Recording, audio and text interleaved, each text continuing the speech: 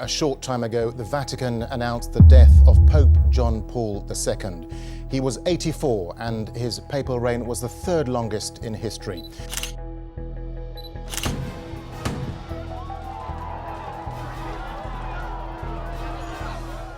Pope John Paul II made history in 1978 by becoming the first non-Italian pope in more than 400 years.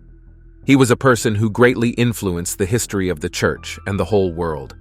In the last moments of his life, when his eyes were heavy, his breathing gradually became weak, and his heart was struggling to beat its last beats, the old father still raised himself to God's face and announced his last words to the world.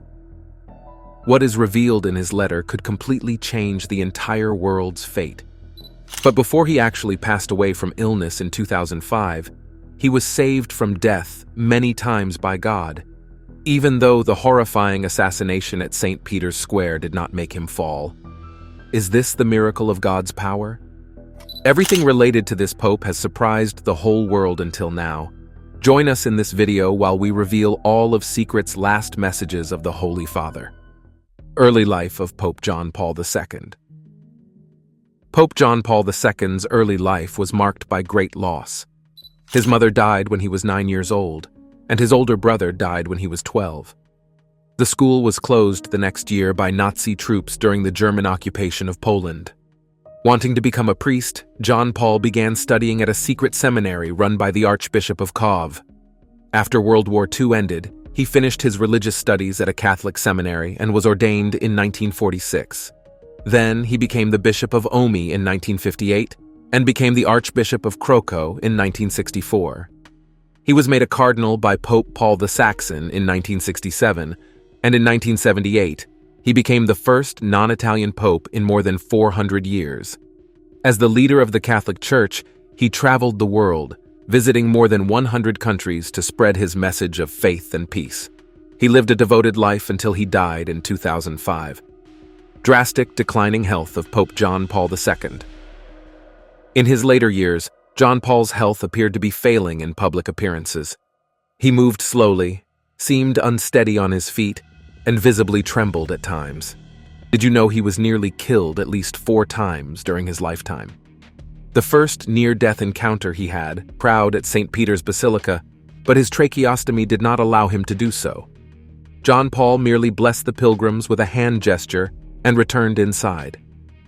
Also, during this period of poor health, he devoted all his time to dedicating himself to God and writing messages for all humanity. These messages were only revealed after his death by the Pope. John Paul II died on April 2, 2005, at 84, at his Vatican City residence. Over 3 million people waited in line to say goodbye to their beloved religious leader at St. Peter's Basilica. Before his funeral on April 8th, struggling to breathe, Pope John Paul II mumbled his final words weakly in Polish, "Let me go to the house of the Father." 6 hours later, the Comos Pontiff died. His auspicious death. John Paul's final hours appear in a meticulously detailed official report of his last weeks, released by the Vatican. In what might be an effort to ward off any doubts about his illness and death, April 2nd. There was much speculation in past decades over how some pontiffs died and what caused the end. John Paul D's brief tenure of 33 days as Pope in 1978 spawned conspiracy theories that he did not die naturally in his bed, as the Vatican said. Some wondered if he had information about a scandal involving the Holy Bank. While no one has publicly suggested anything amiss about John Paul II's final hours. The Vatican said nothing for years, but when it was apparent to observers that the globe-trotting pontiff was suffering the symptoms of Parkinson's disease. According to the report of the Chronicles, John Paul II's symptoms, care, and response to treatment during 2 hospitalizations, and then during his last days in his Vatican City apartment following the 2nd hospitalization, which included February 24th throat surgery to insert a breathing tube. John Paul's healing was hampered by difficult swallowing, laborious attempts to utter words, nutritional deficit, and marked weakness. The account says swallowing and breathing problems were consequences of the progression of Parkinson's disease, which the 84-year-old Pope suffered from for years. Doctors have said that according to Polish tradition, a small lit candle illuminated the twilight of the room where the Pope was expiring at the dying moment of the Pope. A nun near the pontiff heard him say, "Let me go to the Lord." He looked at the apartment window and whispered, "Amen." A Polish priest said the Pope died an instant after he made a great effort to say Amen. According to the Vatican account, the Pope uttered his final words at 3:30 p.m., a little before 7 p.m. He went into a coma, and the Vatican press office announced the time of death as 9:37 p.m., the Pope's last message. A message by Pope John Paul II was read on April 2005, the day of his death. Mass was celebrated for the pontiff at the end of the first funeral. Then Archbishop Leonardo Sandri read the text before the recitation of the Regina, which, during the Easter season, replaces the Angelus. The Pope had written to all of mankind, who often seemed lost and dominated by the power of evil egoism and fear. In the message written by Pope John Paul II, the risen Lord offers as a gift his love, which pardons, reconciles, and opens the soul again to hope. It is a love that converts hearts and gives peace, which is how the world needs to understand and welcome divine mercy.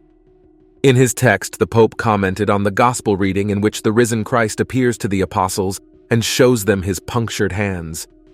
Inside those glorious wounds, he made an incredible Thomas touch 8 days later, revealing God's mercy, who loved the world so much that he gave his only begotten Son. He continued, "Lord, who with your death and resurrection revealed the Father's love, we believe in you, and with trust we repeat today, Jesus, I trust in you. Have mercy on us and the entire world." When he turned his heart to God in the last moments of his life, the Pope never asked for anything for himself. Still, he prayed for the community and for all his sheep to be filled with God's grace, for them to have enough strength to overcome temptation, because he predicted that Satan would become stronger over time in the end. When he no longer had the strength to struggle, he just asked God to take him home with him 4 times, and God did. God miraculously saved Pope John Paul II from being killed before his time.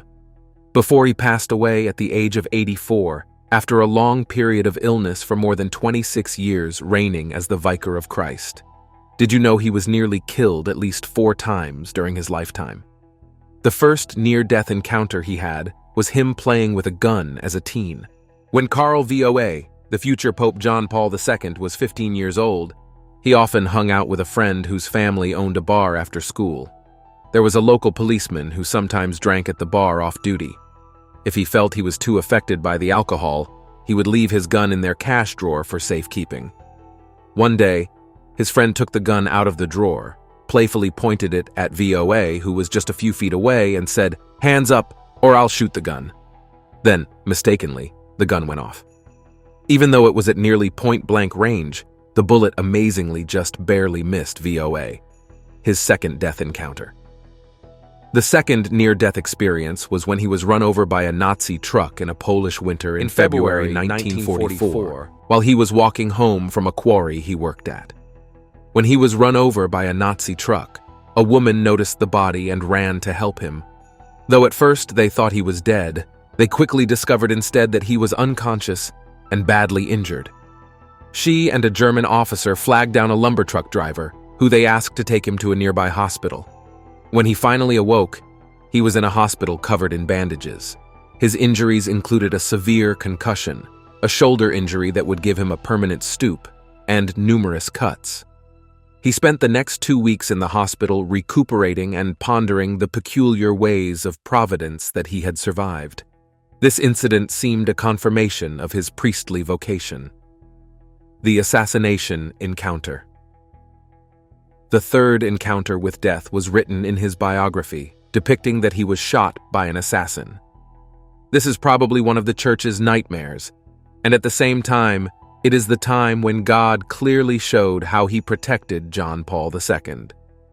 On May 13, 1981, the feast of Our Lady of Fatima, the pontiff was greeting pilgrims in St. Peter's Square in an open car when an assassin fired 4 shots at nearly point-blank range.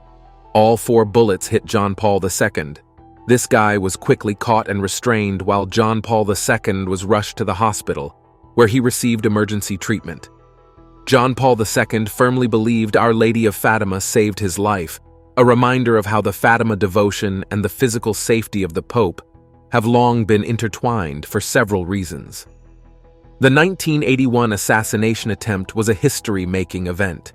It led the Vatican to exponentially expand the protection of the pontiff, including the bulletproof glass that protected the Pope, until Pope Francis's election.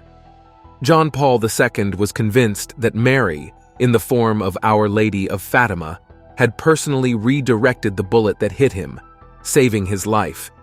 He gave the bullet recovered from the Pope's mobile to the local bishop in Fatima, who placed it in the crown of the official image of Mary in the shrine of Fatima. The fourth near-death experience. The fourth attempt is one in which Pope Francis was venerated and stabbed by a traditionalist priest concerned about post-Vatican II reforms in the Church. Spanish priest Juan Maria Fernandez became radicalized, convinced that communists had infiltrated the Church and that John Paul II was himself a communist agent bent on destroying the Church. Overcome with the prospect of a communist pontiff subverting the Church, he took matters into his own hands. He plotted to assassinate John Paul II the day before the anniversary of John Paul II's. The fourth assassination attempt was on May 12, 1981, after Crone broke through a security line at Mass in Fatima with a bayonet and successfully stabbed the pontiff, who had barely recovered from the first attack before being subdued by security. However, John Paul II continued with the Mass like nothing had happened while checking himself later. Though there was blood, his wound was small enough that the pontiff decided to simply bandage it up, conceal it well enough that it wasn't even publicly known after Crone had actually successfully stabbed him. Until 2008, when the pontiff's former secretary told the story in a documentary.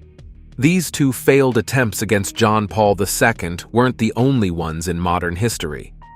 The first one took place back in 1970 when Pope Paul VI was attacked with a knife at the airport in Manila, Philippines, shortly after his arrival in the country, as happened with John Paul II's second attack.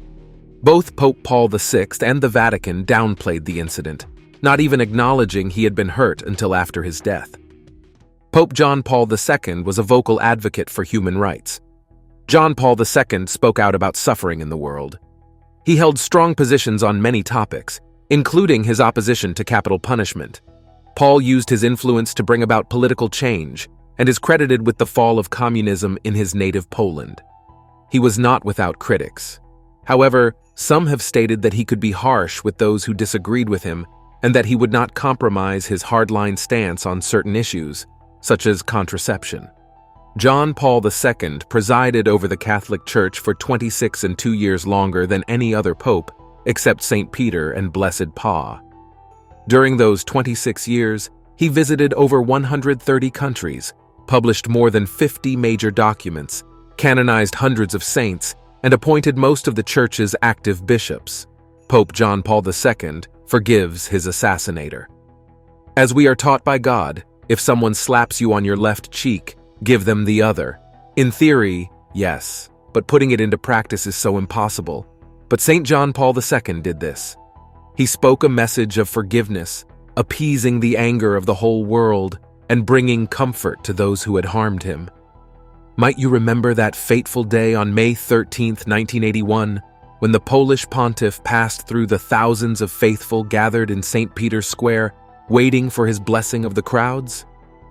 From nowhere, the Pope was suddenly fired at with 4 shots at close range, and John Paul II collapsed into the arms of his aides. As the Popmobile was driven away at speed, chased by a team of security officers, our saint, who had been hit in the abdomen, left hand and right arm, was rushed to Rome's Gemelli Hospital, where he underwent emergency surgery. Panic broke out in St. Peter's Square as the faithful cried and prayed that the Holy Father would survive the shooting. 2 female bystanders were also injured in the attack. The afternoon's dramatic events were reported live by a Vatican radio journalist saying, "For the first time, there is a talk of terrorism even in the Vatican." If we were in his situation, one would be extremely angry with the assassin and hope that he lives as miserable as possible, which is a very normal psychology. But Pope John Paul II took actions that shocked the whole world on the Sunday morning after the shooting. The Pope addressed the faithful in a recorded message from his hospital bed, asking people to pray for the man who pulled the trigger, whom he referred to as my brother, and offered his sincere forgiveness.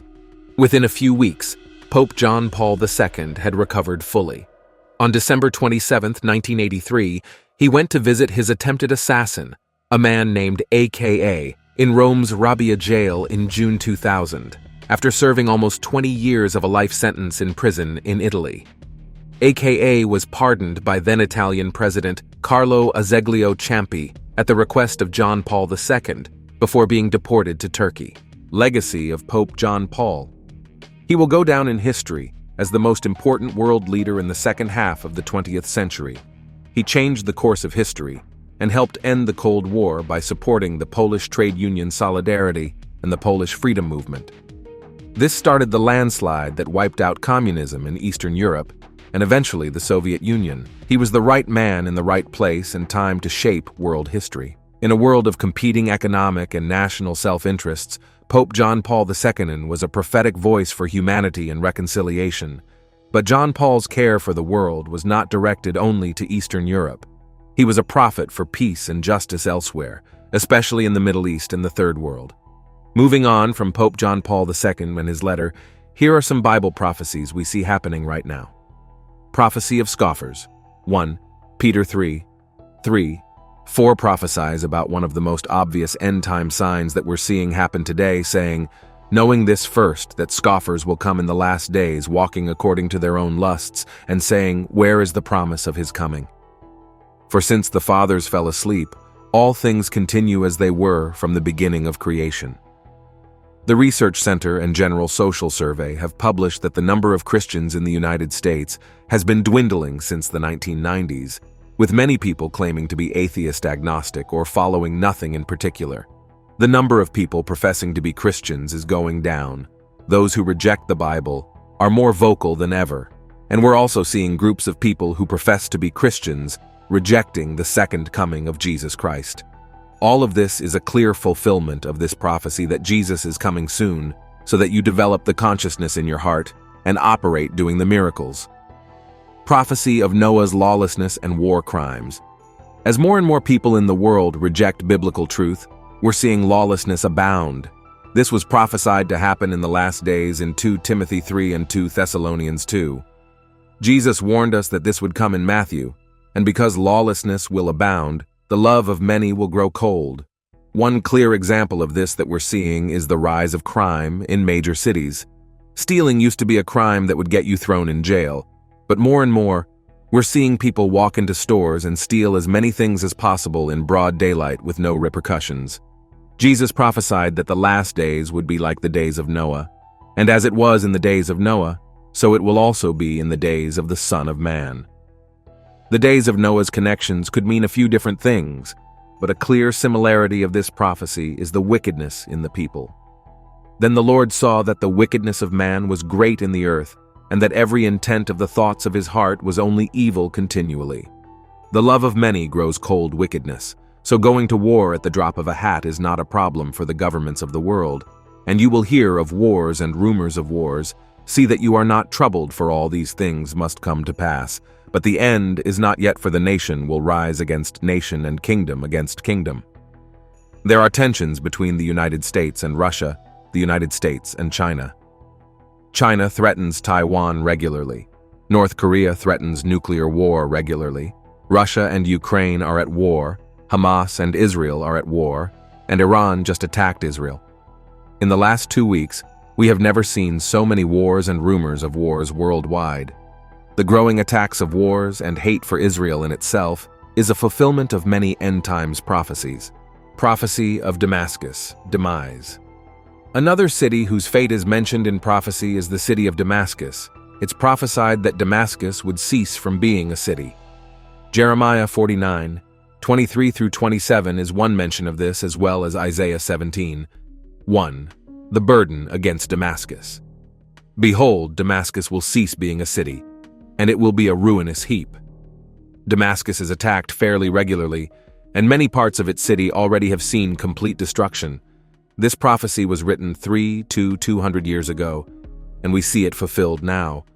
Before our very eyes, as wars and lawlessness abound on the earth, we're seeing a desire for worldwide peace and safety. For when they say peace and safety, then sudden destruction comes upon them as labor pains upon a pregnant woman, and they shall not escape. We're seeing this cry for peace and safety from citizens worldwide. With its breakdown of law and order, we're also seeing agencies such as the United Nations continually speak out about trying to find and force solutions to bring peace and safety to the world. People are also crying out for peace and safety due to natural disasters, and there will be famine, pestilence, and earthquakes in various places. All these are the beginning of sorrows. According to reports, famines and pestilences are on the rise, with famine knocking at the door of 41 million worldwide. The resurgence of earthquakes. In the past few years, we've seen more large earthquakes than normal. When looking at information about this supposed news, agencies like NPR will come out and say it doesn't seem like there's an increase, but then mention that because of human-caused climate issues, we may be potentially causing more earthquakes to happen. Some USGS articles document earthquakes worldwide, saying that in the past 40 to 50 years, our records have exceeded the long-term average number of major earthquakes. The prophecy of a one-world government.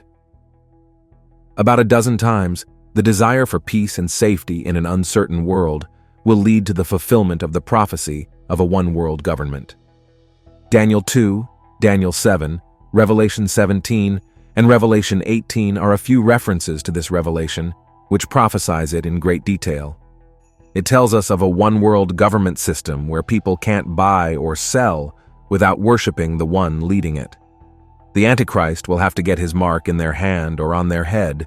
He will demand worship even of his own image. Those who don't follow him will be martyred for this rejection. We're seeing the desire for this one-world government system growing in people increasingly. The World Health Organization mentioned something close along these lines, saying that the head of the World Health Organization must be at the center of a global healthcare system. King Charles mentioned at a world government meeting that there should be one person that they can all get behind who can lead a military-style campaign to combat the climate issues, saying, "Here we need a vast military-style campaign to marshal the strength of the global private sector, with trillions at his disposal far beyond global GDP, and with the greatest respect beyond even the governments of the world's leaders." Biggest prophecy in the Bible. The biggest warning concerning the end-time Bible prophecy is in Revelation 9. By the time we get to Revelation 9, we are in the tribulation period on earth. The Antichrist is in power, the beast system is in place, no one can buy or sell without having the mark of the beast, which is 666. And by the time we get to Revelation 9, the world is under the 7 trumpet judgments of God, and this is where we land on the 6th trumpet judgment, which is perhaps the most serious warning to every living person who is not living right with Christ. Revelation 9:13. 14 says, "The 6th angel sounded his trumpet, and I heard a voice coming from the 4 horns of the golden altar that is before God. It said to the 6th angel, who had the trumpet, release the 4 angels who are bound at the great river Euphrates." Who are these angels? The answer is who these 4 angels are and why they were in chains. Were they archangels who rebelled along with Lucifer? Are they angels of Satan? Besides this, what is their mission at such a crucial time?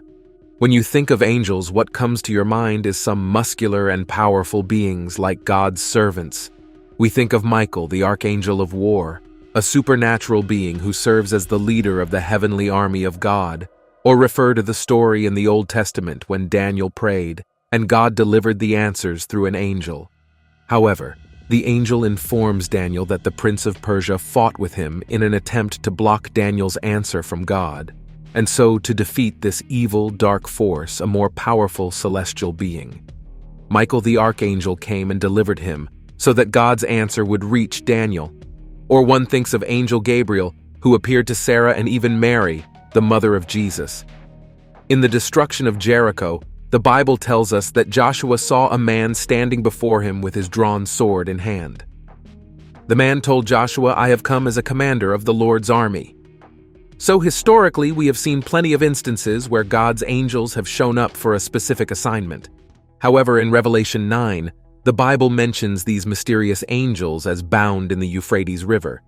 These are not God's angels. God's angels are free, and God's angels carry out God's will. The angels in the Euphrates are evil, but how did they come into existence? Did God create them separately? No, their existence began the day Lucifer rebelled against God. According to the scriptures in Revelation 12, he didn't rebel alone. He was able to convince a number of angels, and when Angel Michael won the battle, God thrust Lucifer and his angels into the earth. This marked the inception of evil on the earth, meaning they had been chained since then until now. But the frightening part for those who are not in Christ is that these ancient evil angels will be involved in the end times. Why the Euphrates River then? Now, you will be prompted to ask, why the Euphrates River? Why did God bound them in there? God must have bound them for a reason to understand what they've done. Let's study their location, the Euphrates River. According to the scriptures, this region has many recorded sins. It was one of the rivers that flowed through Eden, which means it can't be far from where Cain committed the first murder. And then Nimrod began his kingdom near the region, as recorded in Genesis 10. This was the same man who instigated the building of the Tower of Babel. However, God saw his heart and scattered their language, thereby signifying the end of the building, although no one knows the exact origin of these 4 angels and the true extent of their crimes. Thanks for watching this video on Pope John Paul II's last message to the world and the end-time prophecies. See you in the next video.